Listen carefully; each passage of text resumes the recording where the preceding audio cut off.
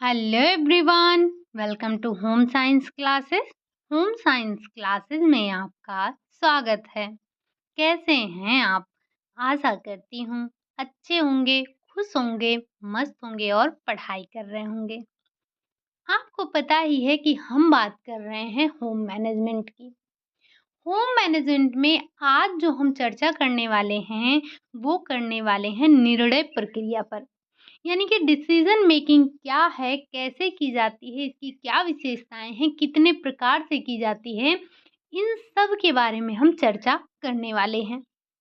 लेकिन उससे पहले मैं आप लोगों को ये बता दूँ कि जो हमने इससे पहले होम मैनेजमेंट की क्लास ली थी, जो हमारा सबसे पहले गृह प्रबंधन हमने इससे पहले जो पढ़ा था, उस क्लास को मैंने प्राइवेट कर दिया है।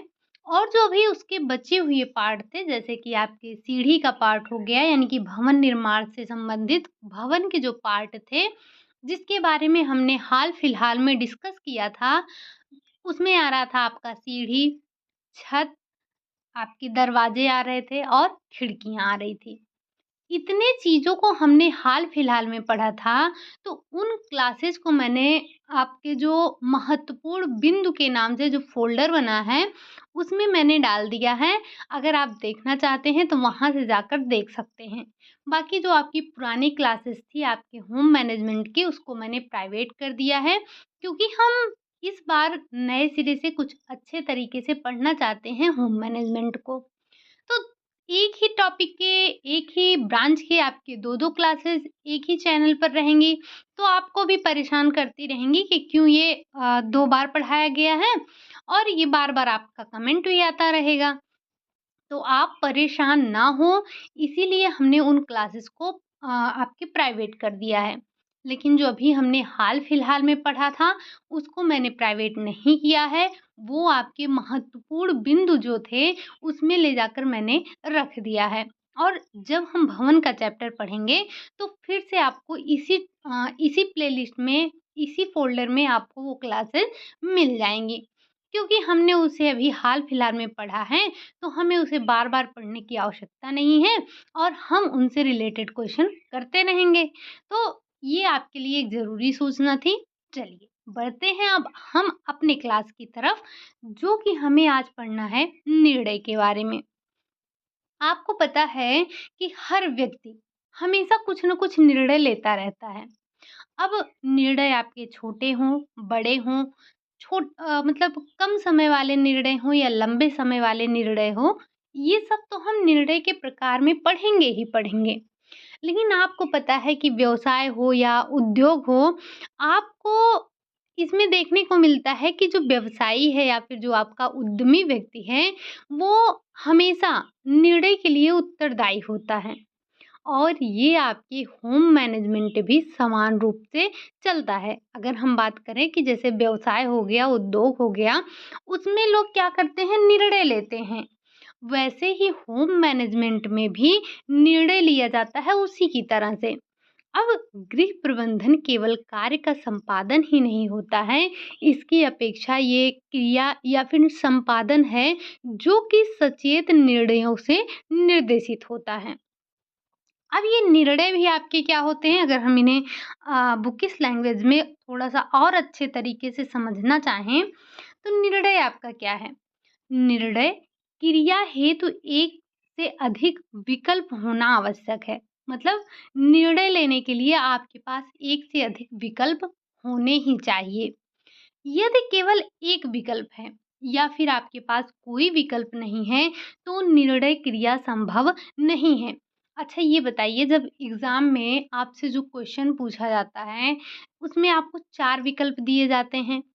तो जो उसमें से सबसे उपयुक्त विकल्प होता है, उसी का तो चुनाव आप करते हैं। या मान लीजिए कोई क्वेश्चन ऐसा आया जिसका ऑप्शन ही नहीं आया। मान लीजिए बाय मिस्टेक प्रिंट नहीं हुआ या किसी वजह से सिर्फ़ वो क्वेश्चन आ गया और आपके पास ऑप्शन था ही नहीं। तो क्या वो क्वेश्चन आपका मान्य होता है? नहीं होता है। उसके लिए सबको एक फ्री नंबर मिल जाते हैं, ठीक? हालाँकि ऐसा नहीं होता है कि आपको ऑप्शन नहीं मिलता है। हाँ, गलत ऑप्शन मिल जाए वो बात अलग की बात है। लेकिन यहाँ पर आपको निर्णय के बारे में समझना है कि निर्णय के लिए एक से अधिक विकल्प आपके पास होने ही चाहिए। अगर एक ही विकल्प है, फिर तो निर्णय की कोई बात ही नहीं है। अगर केवल एक विकल्प है या कोई भी विकल्प नहीं है, तो आपके लिए निर्णय संभव नहीं है। कुछ तत्व ना केवल इस बात को प्रभावित करते हैं कि हम किस प्रकार निर्णय लेते हैं, बल्कि इसे भी प्रभावित करते हैं कि क्या हम एक विकल्प का चुनाव करते हैं और अन्य का नहीं। मतलब जब आप निर्णय लेते हैं तो आपके लिए ये भी प्रभावित करता है कि हमने क्यों एक ही विकल्प का चुनाव किया, अन्य का क्यों नहीं। प्रत्येक व्यक्ति, कोई भी व्यक्ति हो, ज्ञान, कौशल, उसके जो पूर्व अनुभव हैं, मूल्य हैं उसके, लक्ष्य हैं, स्तर हैं, आदि के आधार पर निर्णय लेता है। और ये आपके मूल्य, लक्ष्य, स्तर क्या हैं? ये आपके गृह प्रबंधन जो तत्व हैं के निर्धारक तत्व होते हैं, ठीक? क्या होते हैं इसमें? इसमें मूल्य, लक्ष्य और स्तर होते हैं। एक बार कमेंट करके बताइएगा कि इन तीनों में, यानी कि जो आपका मूल्य है, स्तर है, लक्ष्य है, इन तीनों में हम केंद्र बिंदु में किसको रखते हैं? मूल्य को रखते हैं, लक्ष्य को रखते हैं या फिर हम स्तर को रखते हैं, ठीक? तो ये आपने क्या समझा?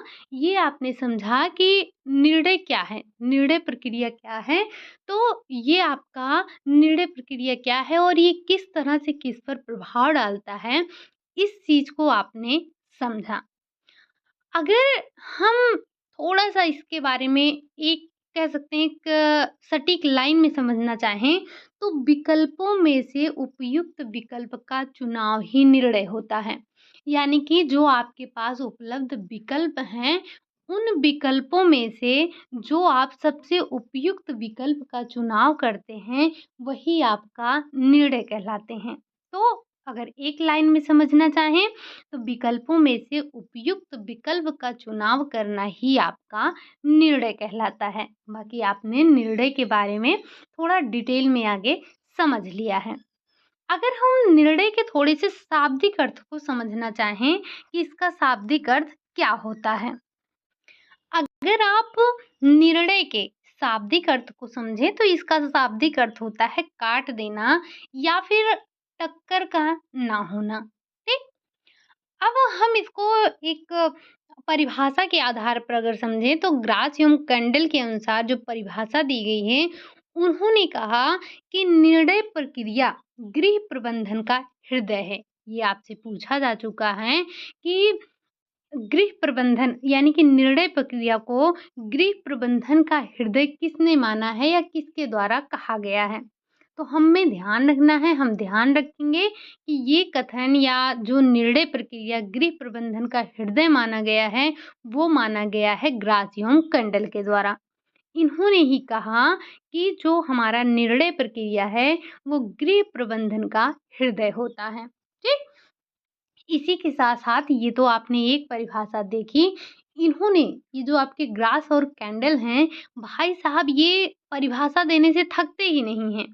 अगर आप निर्णय प्रक्रिया यानी कि जो आपका डिसीजन मेकिंग है, इसी में आप देखेंगे तो इन्होंने कई परिभाषाएँ दे रखी हैं।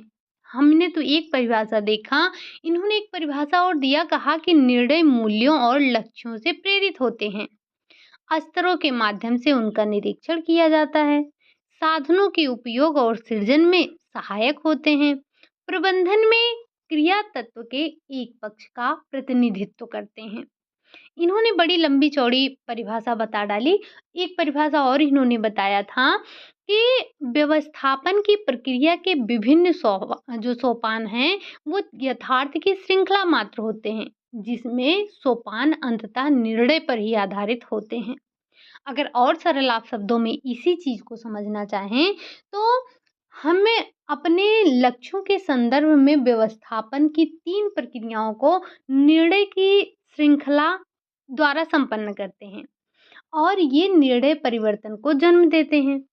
चूँकि लक्ष्य और लक्ष्य मूल्य व्यक्ति और परिवार के लिए विभिन्न मतलब अलग-अलग होते हैं।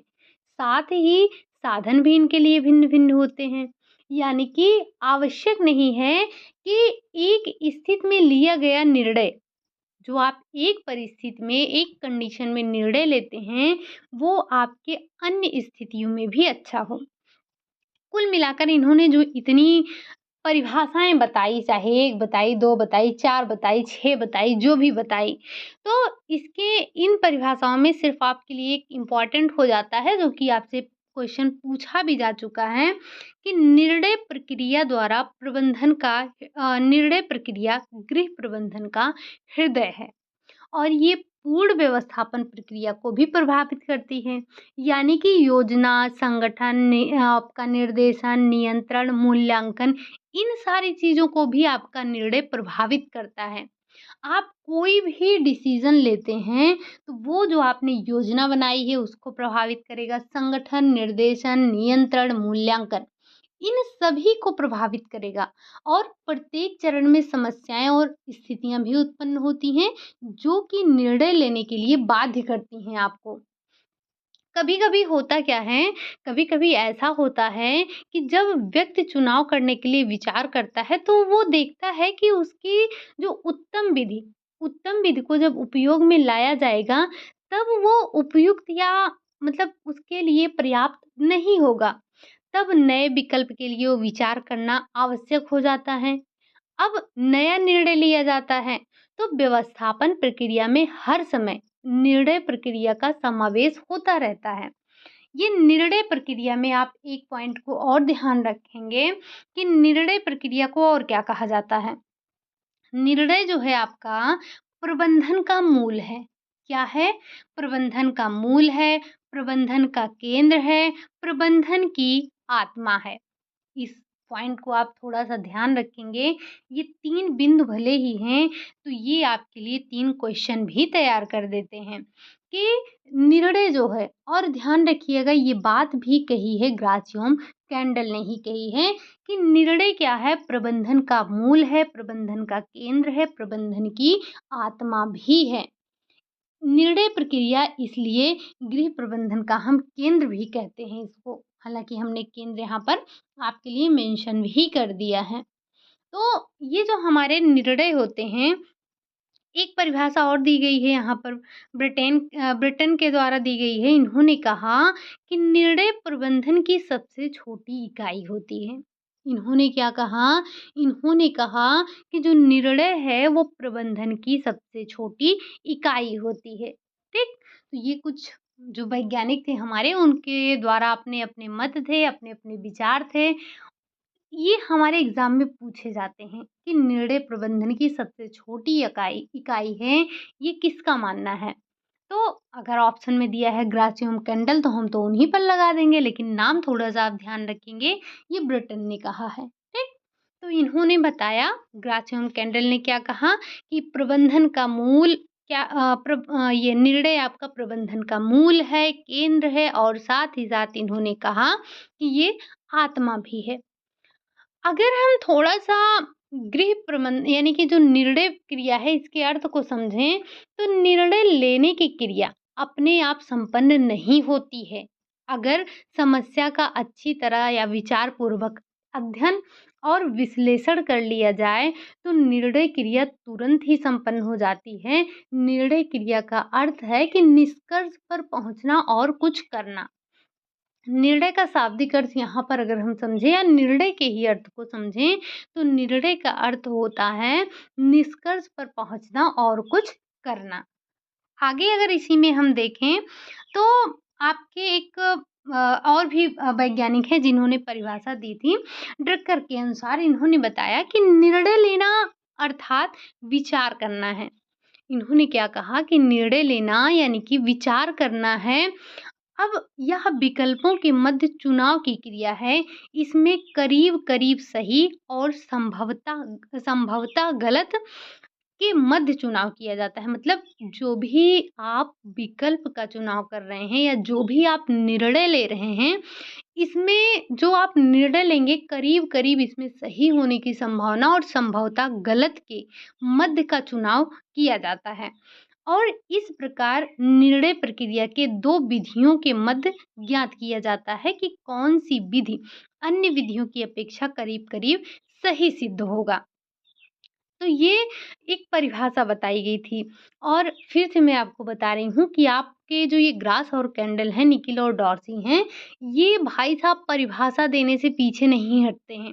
इन्होंने एक परिभाषा और दी थी कि निर्णय करना अर्थात विकल्प का चयन करना क्रिया के विभिन्न क्रमों में से किसी एक क्रम को चुनना अथवा किसी एक क्रम में भी ना चुनना होता है। अब अगर हम इसी में थोड़ी-सी ये तो हमने परिभाषा देखी, यानी कि परिभाषा क्या हमने इनके अर्थ के बारे में समझा कि निर्णय प्रक्रिया का अर्थ क्या होता है, क्या नहीं। अब विभिन्न जो हमारे वैज्ञानिक थे, अलग-अलग वैज्ञानिक थे, करीब आपके देखेंगे बुक उठाकर तो दसों परिभाषाएँ आपको देखने को मिल जाएँगी। अब हम इन सब के परिभाषा को तो नहीं पढ़ेंगे, हम करेंगे क्या कि हम इन सभी की परिभाषाओं का एक निचोड़ निकालेंगे, निष्कर्ष निकालेंगे, जिसे हम कह देते हैं निर्णय की विशेषता। अब थोड़ा-सा यहाँ पर तो मैंने कुछ कम ही निर्णय लिए हैं, यानी कि निर्णय की विशेषताओं को नोट डाउन किया है। लगभग-लगभग जो हमने देखा है वो 8 से 10 अभी हमारी क्लास में हैं। बाकी आप कुछ और भी सुनते चलिएगा और ध्यान रखिएगा कि किस तरह से निर्णय की विशेषताओं को बताया जाता है। ठीक? चलिए देखते हैं हम कि निर्णय की कौन-कौन सी विशेषताएँ होती हैं। निर्णय क्या है आपका? निर्णय निर्णय में विभिन्न विकल्पों में से श्रेष्ठ विकल्प का चयन किया जाता है। मतलब आपके पास जो भी विकल्प हैं उनमें से जो सबसे श्रेष्ठ उपयुक्त विकल्प है, हम उसका चुनाव करते हैं। दूसरा है आपका पर्याप्त विचार विमर्श एवं चिंतन के पश्चात ही निर्णय लिए जाते हैं। जब भी आप निर्णय लेते हैं तो बस एकाएक तो निर्णय ले नहीं लेंगे। निर्णय लेने से पहले आपके पास जो ये विकल्प हैं आपके उन विकल्पों पर आप विचार करते हैं, विमर्श करते हैं, चिंतन मनन करते हैं, उसके बाद ही जाकर आप निर्णय लेते हैं। क्या ऐसा कभी होता है कि हमने तत्काल ही निर्णय ले लिया? अब छोटी-छोटी बातों के लिए नहीं, जैसे हमें खाना खाना है या नहीं खाना, ये अलग का निर्णय हो गया। लेकिन जो आपका एक्चुअल निर्णय लेना होता है, जहाँ पर किसी बात पर, किसी विचार पर, किसी चीज़ पर, किसी समस्या पर आपको निर्णय लेना है, तो उसके लिए आप सोचते हैं, विचारते हैं, मंथन करते हैं, देन आप डिसीज़न लेते हैं ना। जैसे आपने जब टीचिंग करने का सोचा या आपने जब टीचर बनने का सोचा, तो ये डिसीज़न लेने से पहले आपने चीज़ों को समझा, जाना, उसके बाद ये डिसाइड किया। तो क्या होता है कि पर्याप्त विचार-विमर्श करने के बाद, चिंतन-मनन करने के बाद ही हम कोई निर्णय लेते हैं। देन हमारा आ जाता है अगली विशेषता की बात कर लें, तो विकल्पों के मध्य किया गया चुनाव स्वतंत्रता पूर्वक बिना किसी बाह्य दबाव के किया जाता है। ये किसी के दबाव में आकर विकल्पों का चुनाव नहीं किया जाता है। साथ ही साथ विवेकपूर्ण है। ये जो आपका निर्णय है, यह विवेकपूर्ण होता है, अर्थात किसी कारण पर आधारित होता है। कोई वजह आपके पास होती है निर्णय लेने की, ठीक? अगर इसी में और विशेषता हम देखें, तो निर्णय में समय का तत्व महत्वपूर्ण होता है। यानी कि जब आप निर्णय ले रहे हैं, तो निर्णय में आपके समय का तत्व महत्वपूर्ण होता है। सही समय पर सही डिसीज़न आपको लेना होता है। ऐसा नहीं है कि आप सोचें, विचारें तब तक आपका जो मतलब जिस बारे में आपको निर्णय लेना है वो आपके हाथ से निकल जाए। तो जब भी आप निर्णय लेते हैं तो निर्णय में तत्व महत्वपूर्ण समय तत्व जो होता है वो महत्वपूर्ण होता है। साथ ही साथ अगर सामान्यतः अंतिम चुनाव या समस्या के हल पर पहुँचने से पहले भी हम विचार करते हैं, गणना करते हैं और कारण की भी व्याख्या कर लेते हैं या अधिकांशतः उद्देश्यात्मक होता है ये जो आपका निर्णय होता है और अंत तक पहुँचने में उद्देश्य से भी ये संबंधित होते ही हैं। समस्या का हल हमें इच्छित लक्ष्य या अंत तक पहुँचाने के लिए प्रभावशाली तरीका भी प्रदान करता है। निर्णय आपके वास्तविक होते हैं। साथ ही साथ ये सामान्यतः धनात्मक होते हैं, लेकिन कई बार हमारे निर्णय ऋणात्मक हो सकते हैं, यानी कि ऐसा निर्णय जिसमें कोई क्रिया ना हो, ऐसा निर्णय भी हम ले लेते हैं। अब कोई भी व्यक्ति हो, जब वो निर्णय लेता है तो ज़रूरी नहीं है कि वो हमेशा सही ही हो, तो वो कभी-कभी आपका ऋणात्मक निर्णय के अंतर्गत आ जाता है और ये चीज़ आप अपने दैनिक जीवन में भी देख सकते हैं। आप कल्पना कीजिए कि दिन भर में आप कोई ये मान के चलिए छोटे कार्यों के लिए ही आप कोई 3-4 डिसीज़न लेते हैं, तो कभी न कभी तो आपका डिसीज़न गलत होता ही है। तो ये आपके ऋणात्मक और धनात्मक दोनों होते हैं। प्रत्येक संभावित क्रिया की विधि का अंतिम परिणाम अनिश्चित होता है। मतलब जब आपने निर्णय ले लिया तो उसका परिणाम क्या आएगा इसके लिए आपको स्वीकार करने के लिए तैयार रहना है, ना कि आप अस्पष्ट हैं या आप निश्चित हैं कि हमने जो निर्णय लिया है इसका परिणाम यही आएगा। जैसे आपने ये मान लीजिए कि आपने एग्ज़ाम देने का निर्णय लिया, तो आप निर्णय ले रहे हैं और आप ऐसा उम्मीद कर रहे हैं कि हाँ, हमारा रिज़ल्ट 100% सही आएगा। यहाँ पर एग्ज़ाम्पल थोड़ा-सा आपका गलत हो जाएगा, ये छोड़िए। हम ये मानते हैं जैसे आपको कहीं युद्ध में जाना है, बट ये बिल्कुल फैक्ट मैं बताने जा रही थी आपको एग्ज़ाम से रिलेटेड, बट आप इसे यहाँ से रिलेट करेंगे। जैसे मान लीजिए कोई योद्धा है, उसने युद्ध में लड़ने का या युद्ध में उतरने का निर्णय ले लिया, लेकिन अब वो युद्ध में जीतेगा या हारेगा, ये निश्चित नहीं है आपका, ठीक? तो ये जो निर्णय होते हैं, ये आपके परिणाम अनिश्चित होते हैं। मेबी वो हार भी सकता है और उसको इतना उसके अंदर मनोबल है, साहस है कि वो जीत जाएगा, ठीक?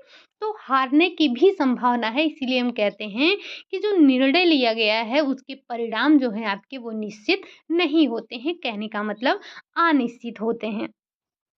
इसी में और आप कुछ विशेषताएँ देखेंगे, है नहीं यहाँ पर, कोई बात नहीं। तो आप ऐसे समझिए कि जैसे कुछ और निर्णय के लिए आपके पास ज्ञान, कौशल या फिर आपके पास अनुभव की आवश्यकता होती है, होना चाहिए। निर्णय आपका साधन है, साध्य नहीं है, ठीक?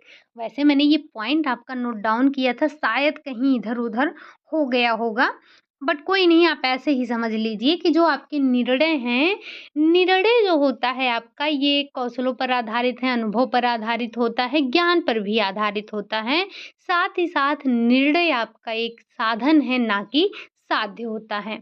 और निर्णय प्रक्रिया का केंद्रीय तत्व क्या होता है? वचनबद्ध है।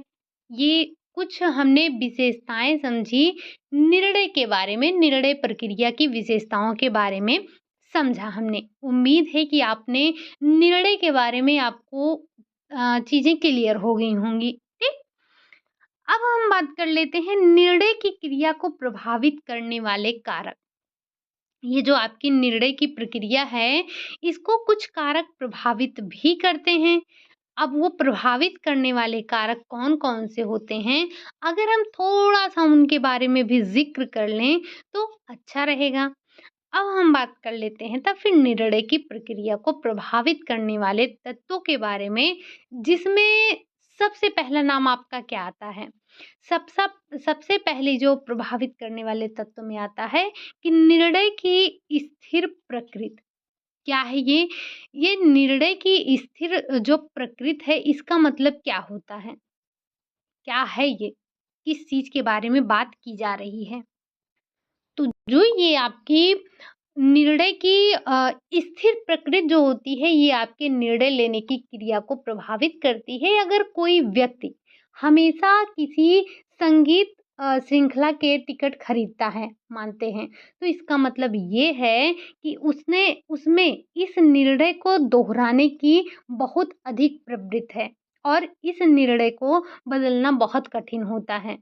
वैसे सिद्धांत इस निर्णय को बदल सकता है, लेकिन इसको बदलने के लिए काफ़ी मेहनत करनी होगी। जैसे आपको पता है कि कोई एक डिसीज़न या कोई ऐसा कार्य होगा जो घर का एक ही व्यक्ति करता है और ये एक प्रकार से हम कह सकते हैं कि ये परंपरागत रूप से, अब एक ही पीढ़ी है तो परंपरागत रूप से नहीं कह सकते हैं। फिर भी ये जो है निर्णय आपके स्थिर होते हैं और ये निर्णय उसी व्यक्ति को लेने होते हैं या वो इस निर्णय को लेने में निपुण होता है, तो इसीलिए हम कह सकते हैं कि निर्णय क्या है? निर्णय की स्थिर प्रकृति। दूसरा है आपका निर्णय में अंतर संबंध।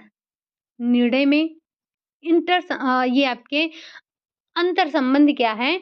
तो निर्णय बड़े और छोटे दोनों ही प्रकार के होते हैं। बड़े निर्णय कई निर्णयों पर विशेषकर भविष्य के निर्णयों पर प्रभाव डालते हैं और एक इसके लिए आप उदाहरण ये समझ सकते हैं जैसे किसी व्यवसाय का चुनाव करना। ये आपके छोटे निर्णय में ना आकर बड़े निर्णय में आता है और इसी प्रकार कई निर्णय अपने छोटे निर्णयों को भी प्रभावित करते हैं। जैसे ठंडी के लिए किसी आवश्यक वस्त्र को खरीदने का निर्णय लेना या कई बार हम ठंडी के लिए कोट वगैरह खरीदने जाते हैं, तो ये सारे हमारे छोटे निर्णयों के अंतर्गत आते हैं। इसी में है आपका समय का प्रभाव। समय का प्रभाव, तो समय के प्रभाव में भूतकालीन और भविष्यकालीन दोनों निर्णय पर अपना-अपना प्रभाव डालते हैं। समय का प्रभाव भिन्न-भिन्न जो हमारी संस्कृतियाँ हैं उनमें भिन्न-भिन्न सामाजिक वर्ग में या फिर व्यक्तिगत भिन्नताओं या फिर आयु में भिन्न-भिन्न प्रभाव डालते हैं। मतलब हर एक चीज़ में आपको यहाँ पर भिन्नता देखने को मिलती है। तो भूतकालीन अनुभव की प्रवृत्ति विकल्पों की खोज और चयन में अपना प्रभाव डालती हैं। जैसे आप ये मान लीजिए कि एक वृद्ध व्यक्ति को अगर कोट खरीदना होगा तो उसके चयन की प्रवृत्ति भूतकाल अनुभव और उसकी सफलता पर आधारित होगा और इसी तरह अगर भविष्य में भी निर्णय लेने की प्रवृत्ति पर ये प्रभाव डालेगा।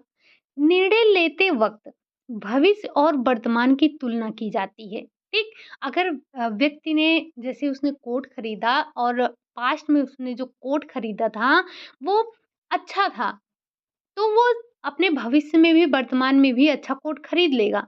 ऐसा मतलब वो जो निर्णय लिया था उसके आधार पर बताता है। या हम ही कभी देखते हैं जैसे हम कभी कोई सामान लेते हैं या कोई सामान हम बनाते हैं, कोई चीज़ बनाते हैं, अगर वो अच्छा बन जाता है तो हम आगे भी बनाते हैं।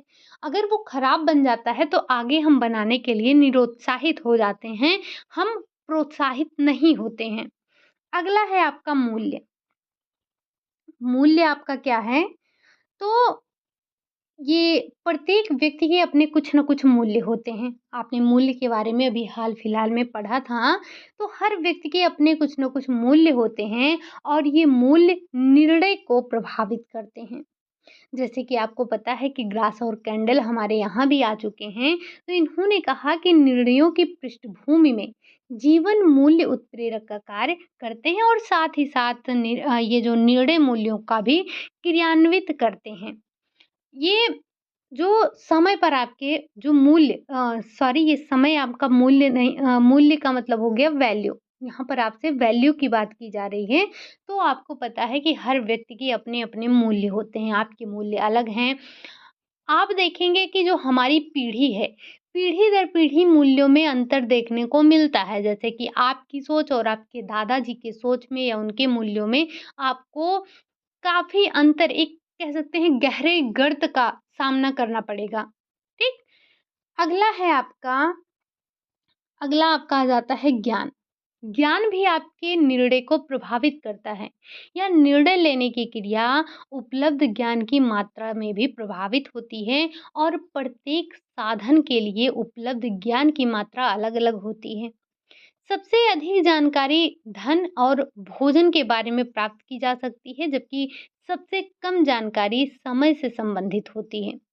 निर्णय लेने के लिए वैज्ञानिक पद्धति के विषय में जानकारी मात्र ही आप निर्णय लेने की प्रक्रिया संपन्न नहीं कर सकते हैं, बल्कि विकल्पों की खोज और उनके चुनाव और उनकी जो ये संभावनाएं हैं, इनके बारे में आप जानकारी प्राप्त कर यानी कि पर्याप्त ज्ञान की आवश्यकता होती है इनके बारे में अगर आपको जानकारी प्राप्त करनी है। साथ ही साथ पारिवारिक साधन या हम कह सकते हैं पारिवारिक साधन ही आपका आ जाता है। तो प्रत्येक परिवार के जो उपलब्ध साधन हैं, उसमें आपको डिफ़रेंस देखने को मिलेगी, भिन्नता देखने को मिलेगा। अब एक परिवार के पास अधिक धन हो सकता है, जबकि दूसरे के पास अधिक ज्ञान हो सकता है। कुछ परिवार के पास शक्ति होती है, स्वास्थ्य जो आपके घर के सदस्य हैं, वो स्वस्थ होते हैं। जबकि वहीं अगर आपके पास अगला परिवार है, उनका स्वास्थ्य नहीं अच्छा है, उनके पास शक्ति कम है, तो हमें इस बात का ध्यान रखना चाहिए कि गरीबी केवल धन के अभाव का परिणाम नहीं होता है, बल्कि कई बार साधनों के अभाव का भी परिणाम हो जाता है। तो ऐसे कई सिद्धांत हैं जो ये आपको दिखाते हैं कि परिवार के साधन आर्थिक निर्णय को प्रभावित करते हैं। जैसे आपके लिए ये निर्धारित करना कठिन है कि व्यक्ति किस प्रकार खरीदारी के निर्णय लेते हैं, लेकिन किसी विशिष्ट वस्तु के चयन में यह बात देखी जा सकती है। अगला है आपका पारिवारिक सदस्यों की भूमिका और महत्वाकांक्षा। ये पारिवारिक सदस्यों की भूमिका और महत्वाकांक्षा तो अधिकांश व्यक्तियों को जीवन की प्रक्रिया में कई विभिन्न जो आपकी भूमिकाएं हैं उसको अदा करनी पड़ती है। पिता पुरुष हो सकता है, यानी कि सॉरी, पुरुष पिता हो सकता है, कारपोरेशन का कार्यकर्ता हो सकता है, लाइसेंस के क्लब का सदस्य हो सकता है, या चर्च का जो क्रियाशील सदस्य है वो हो सकता है, किसी क्रिकेट टीम का सदस्य हो सकता है। वहीं अगर हम बात करें जो उसकी पत्नी है, वो माता हो सकती है, स्कूल की टीचर हो सकती है, शिक्षिका मतलब किसी शिक्षक संगठन की सदस्य हो सकती है, किसी क्लब की मालकिन हो सकती है, सेक्रेटरी हो सकती है, मतलब कुछ भी हो सकती है। तो ये प्रत्येक भूमिका हमें हमारे व्यवहार पर प्रभाव डालती हैं, जिसमें निर्णय की क्रिया सम्मिलित है। तो ये सारे की सारी चीज़ें क्या करती हैं आपके, जैसे इसी तरह से हर एक व्यक्ति की कुछ महत्वाकांक्षा होती हैं। एक कॉलेज का छात्र उस कॉलेज की फुटबॉल टीम में जाना चाहता है, जबकि उसके पालक उसे मतलब पालक का मतलब जो उसके अभिभावक हैं, अभिभावक में अब माता-पिता ही रखे जाएँगे, तो जो उसके पालक हैं, उसे स्थानीय जो टेनिस क्लब है, उसमें भेजना चाहते हैं। तो ये महत्वाकांक्षा उसके निर्णय पर भी प्रभाव डालती है, ठीक? साथ ही साथ संस्कृति, जो हमारा कल्चर है। कल्चर की अगर हम बात करें, तो कल्चर क्या है आपका? संस्कृति जीने का तरीका और उपभोग करने का तरीका निर्धारित कर देती है। कुछ वस्तुएँ सुबह के नाश्ते में उपयुक्त मानी जाती हैं, तो कुछ रात के खाने में। अमेरिकन ये सोचते हैं कि सूखे जो तृण धान्य हैं, सुबह के नाश्ते में खाने चाहिए, और जो आपके मांस हो गए, आलू हो गए, इनको रात के खाने में खाना चाहिए। तो पोषण की दृष्टि से इन भोज्य पदार्थों को विपरीत रूप से भी उपयोग में लाया जा सकता है। इस पर इसका मतलब जो अर्थ है वो संस्कृत के विरुद्ध जाना है। तो मतलब अपनी-अपनी संस्कृति का प्रभाव पड़ता है। उपलब्ध जो वस्तुएँ हैं उनके बारे में हमारी विज्ञता, यानी कि संचार के इस युग में हम श्रव्य और दृश्य साधनों में बहुत अधिक प्रभावित हैं, जैसे कि टेलीविज़न हो गया, रेडियो हो गया, समाचार पत्र हो गया, कोई भी सोशल मीडिया हो गई।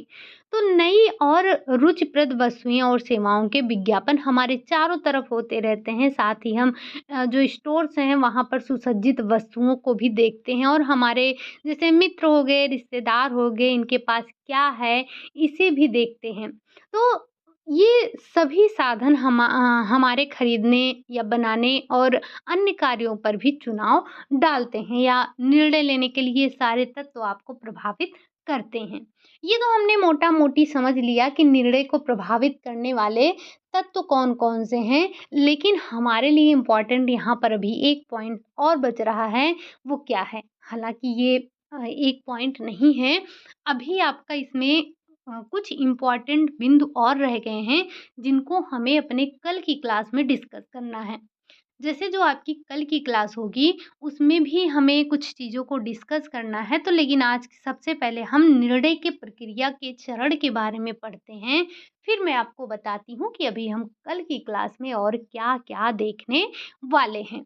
सबसे पहले तो हम देखेंगे कि निर्णय प्रक्रिया के चरण कौन-कौन से हैं, और ये आपके लिए इम्पोर्टेंट हैं, यहाँ से कई बार क्वेश्चन पूछा गया है, तो थोड़ा-सा चीज़ों को ध्यान से पढ़िएगा।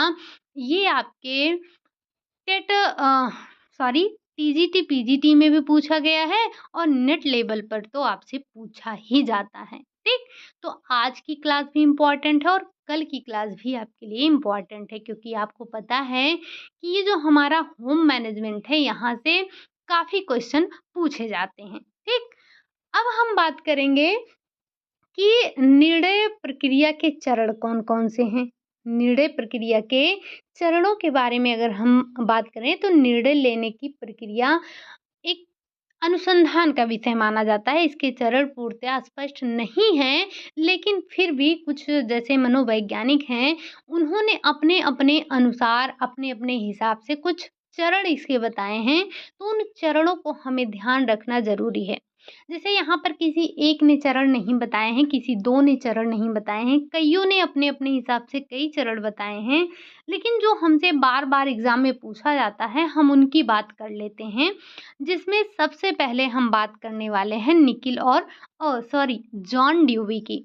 वैसे तो निकिल और डॉर्सी के अनुसार इन्होंने क्या बताया कि निर्णय प्रक्रिया की धारणा या निर्णय प्रक्रिया की धारण में समस्या को परिभाषित करना, खोज करना, तुलना करना और क्रिया की विधि का चुनाव करना सम्मिलित होता है। लेकिन हम बात करेंगे जॉन डीवी को, जिन्होंने स्पष्ट किया कि ये जो हमारे निर्णय की प्रक्रिया है, ये 3 चरणों में पूर्ण होती है, जो कि आपको ध्यान रखना है इन तीनों चरणों को।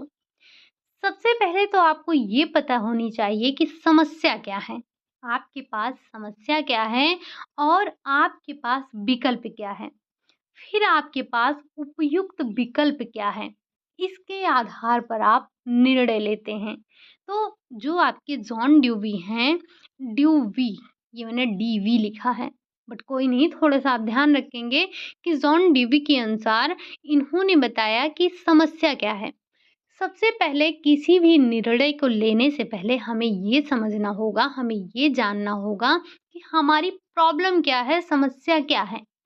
कभी-कभी क्या होता है, हमारे पास कुछ कठिनाइयाँ होती हैं और हम कठिनाइयों को नाम दे देते हैं समस्या का।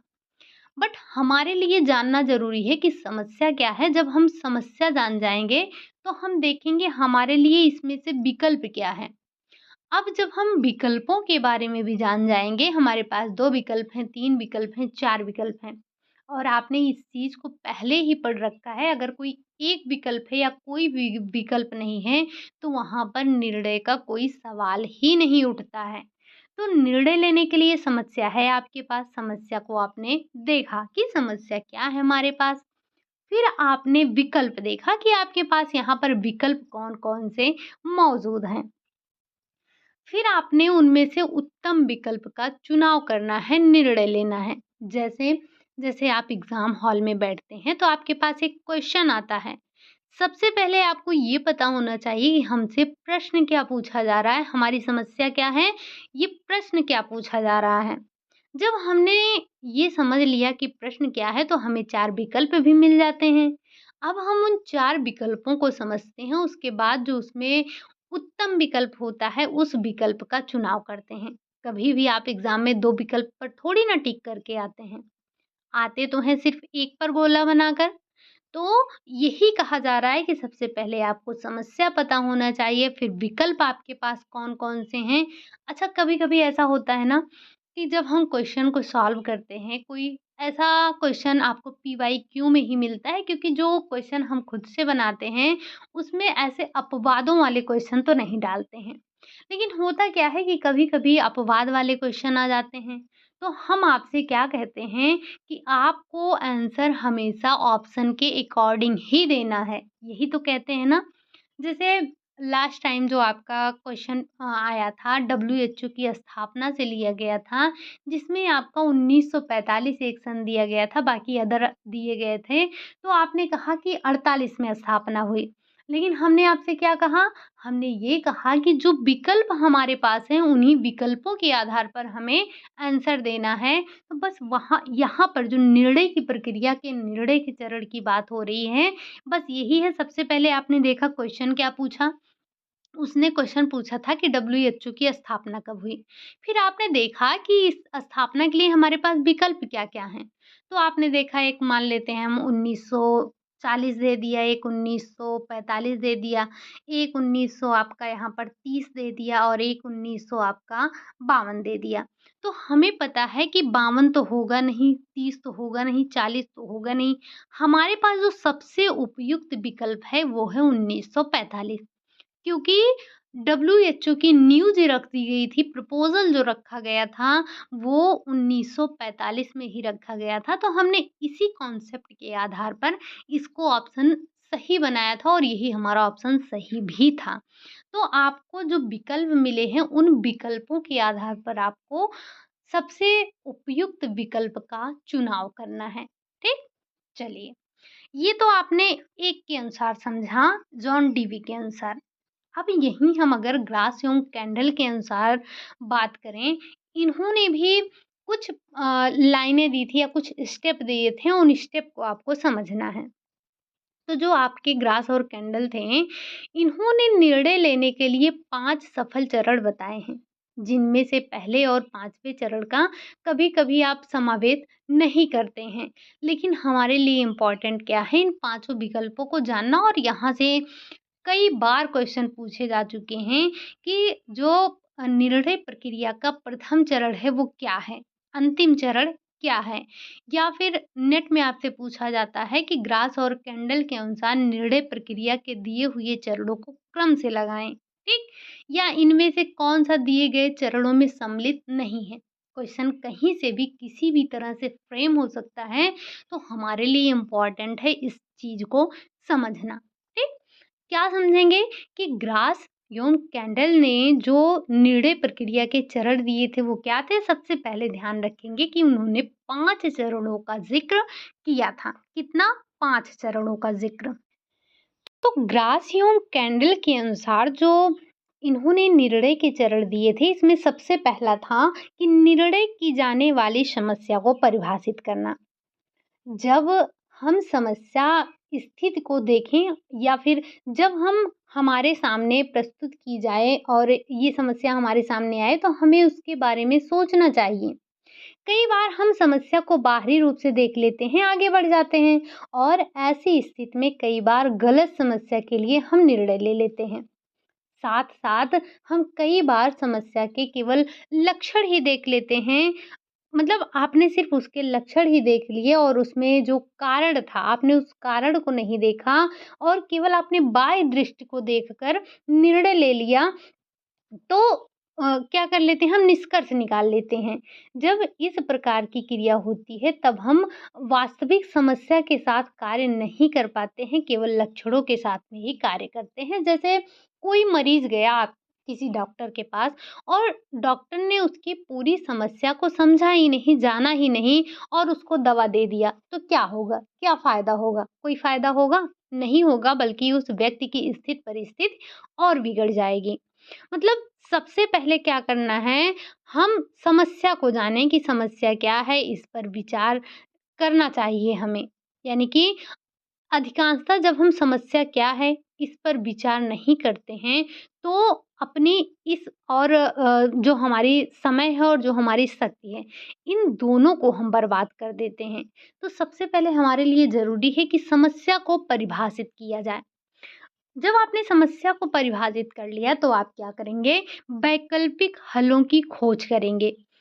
यानी कि जब एक बार हमारे मस्तिष्क के परिणाम का जो स्पष्ट चित्र है वो निर्धारित हो जाता है, तो हम उसे प्राप्त करना चाहते हैं।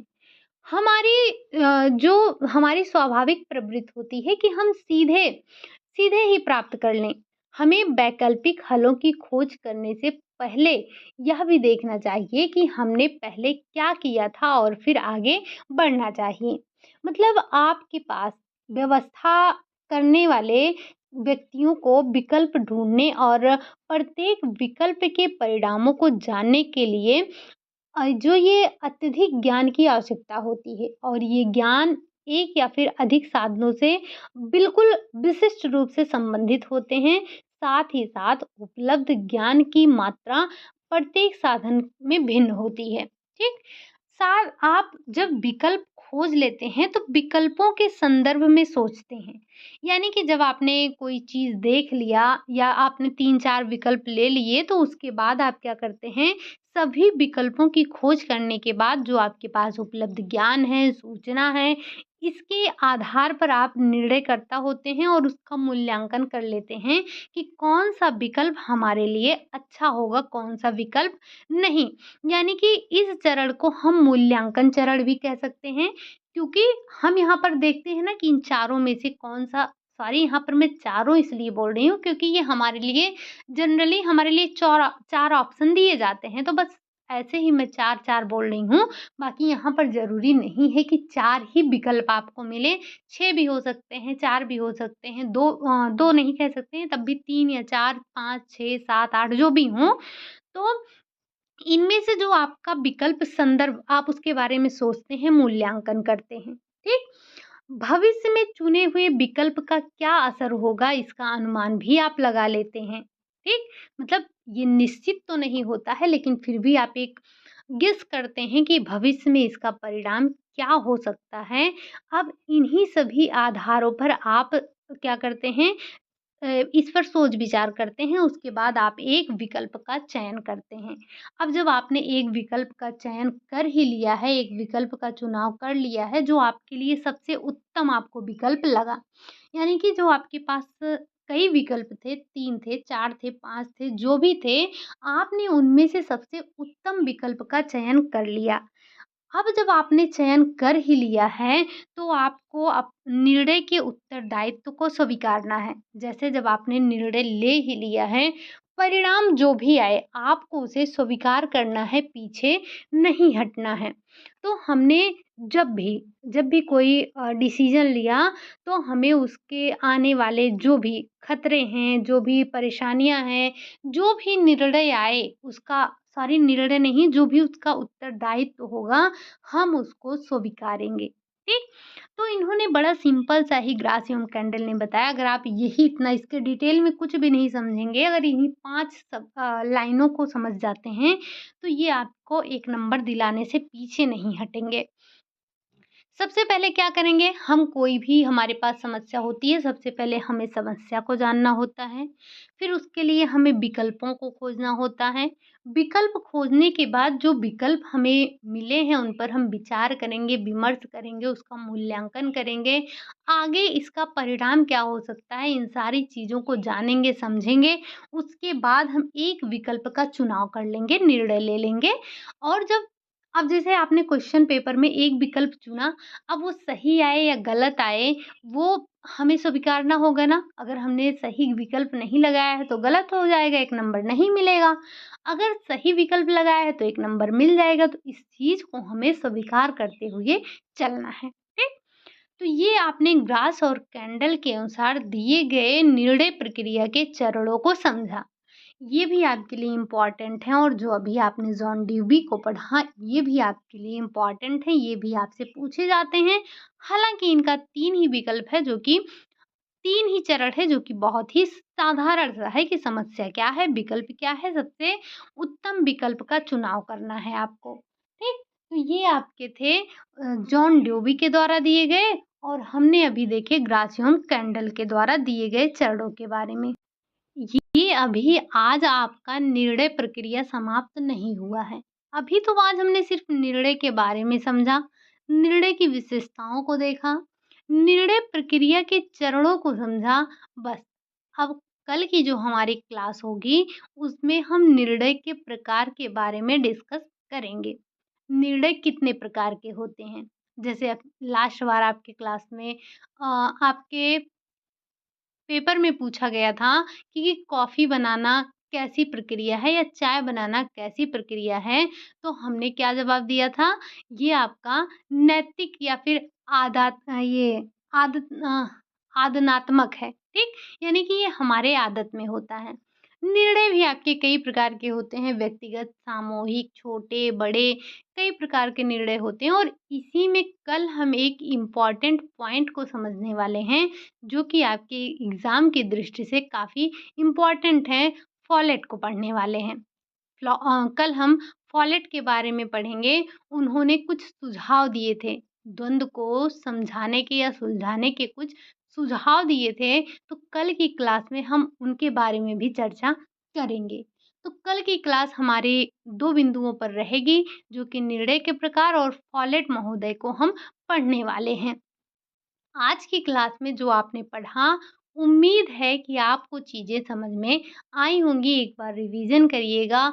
जो आपको विशेषताएँ बताई जाती हैं, उन विशेषताओं को भी थोड़ा ध्यान से पढ़ा कीजिए क्योंकि क्वेश्चन पूछे जाते हैं। इन सभी विशेषताओं से आपसे क्वेश्चन पूछे जाते हैं, काफ़ी इम्पोर्टेंट हैं। ये डिसीज़न मेकिंग टॉपिक ही आपके लिए इम्पोर्टेंट है। हम ऐसा नहीं कह सकते हैं कि ये आपके लिए इम्पोर्टेंट है, हालाँकि ये पूरे ब्रांच ही आपके लिए इम्पोर्टेंट हैं, सारे ब्रांच। क्योंकि हर ब्रांच से आपके लगभग-लगभग 25 क्वेश्चन आते हैं, किसी से 30 आ गए, किसी से 20 आ गए, बट आपको सारे अपने टॉपिक्स को क्लियर करते हुए चलना है। और हमने आपको बता दिया स्टार्टिंग में ही कि जो आपके लास्ट में भवन से संबंधित जो टॉपिक हुए थे, जैसे कि सीढ़ी हो गए, आपके दरवाजे हो गए, छत हो गए, खिड़कियाँ हो गई, इन सभी के बारे में जो हमने पढ़ा था, जो क्लास हुई थी, उस क्लास को हमने जो आपके प्लेलिस्ट में एक महत्वपूर्ण बिंदु के नाम से जो फ़ोल्डर बना है, उसमें हमने ऐड कर दिया है। जब हम भवन का चैप्टर यहाँ पर पढ़ेंगे, तो उसके बाद उन सारे टॉपिक को यहाँ पर ऐड कर देंगे। हम बार-बार नहीं पढ़ेंगे क्योंकि अभी हाल-फिलहाल में इन चीज़ों को हमने पढ़ा था। हाँ, लेकिन जब हम प्रैक्टिस करेंगे, तो उनसे रिलेटेड क्वेश्चन कर लेंगे। ठीक? तो चलिए फिर आज के लिए हम यही इतना रखते हैं। क्लास आपको कैसी लगी? अगर अच्छी लगी होगी तो लाइक वाइक कर दीजिएगा। चैनल को सब्सक्राइब करिएगा अगर नए हैं। अगर आप चैनल को सब्सक्राइब नहीं करेंगे तो जब कल हमारी क्लासेस होंगी तो आप ढूँढते रह जाएँगे और आपको मिलेंगी भी नहीं। तो इसके लिए अगर आप चैनल पर नए हैं तो आप सब्सक्राइब ज़रूर करिएगा चैनल को और साथ ही साथ बेल आइकन को ज़रूर प्रेस कर दीजिएगा जिससे जब भी मैं क्लास आपकी अपलोड करूँ नोटिफ़िकेशन आप तक पहुँच जाए। चलिए फिर मिलते हैं नेक्स्ट क्लास में, तब तक के लिए खुश रहिए, मस्त रहिए और पढ़ाई करते रहिए। Bye bye, take care.